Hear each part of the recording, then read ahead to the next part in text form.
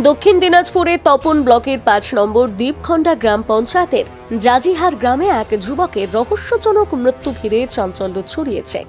বুধবার ভোরে দারালহাট থেকে তপন যাওয়ার রাস্তার ধারে একটি ধান খেতে অচৈতন্য অবস্থায় পড়ে থাকতে দেখা যায় ২৫ বছরের আশিক সরকারকে। খবর পেয়ে স্থানীয়রা পরিবারের সদস্যদের জানান, পরিবার দ্রুত আশিককে তপন গ্রামীণ হাসপাতালে নিয়ে যাওয়ার পথে তিনি মারা যান। মৃত আশিকের বাড়ি তপন থানার মালঞ্চা গ্রাম পঞ্চায়েতের বালাপুর মহকুড়ি এলাকায় হলেও তিনি দারালহাটে দাদুর বাড়িতে থাকতেন।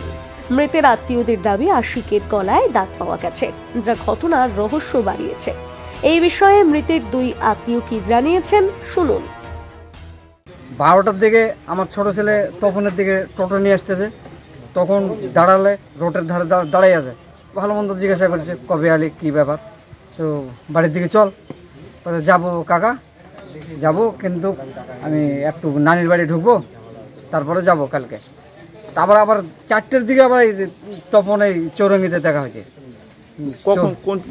কালকে, গতকালকে 4টে। হ্যাঁ, যাসনি দাঁড়ালে নানির বাড়ি থেকে আবার বলে যাবি আমার মৌকুড়ি আমাদের বাড়ি। হ্যাঁ কাকু যাবো, আর নানির বাড়ি ঢুকবো, কালকে যাবো মৌকুড়ি। দিনের বেলা কালকে 4টের সময় দেখা হয়েছে চৌমনি। তার 12টার সময় দাঁড়ালে দিন 12টায় আপনার সাথে? না না না, আমার ছোট ছেলে টোটো চালে এবারে লাইনে।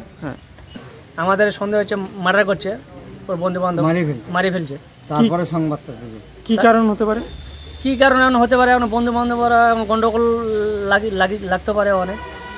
আর তো ওই ক্রিকেট খেলেই বেড়ায় বন্ধু বান্ধবের সঙ্গে, ক্রিকেট ছাড়া অন্য কিছু। ও কবে মানে বাড়ি থেকে কি বলে বেরিয়েছিল? 2 দিন আগে বাড়িতে পড়ে গেছিল, আত্মীয় বাড়িতে যাচ্ছি, আমরা যাচ্ছি বাড়িতে, 2 দিন পর যাব।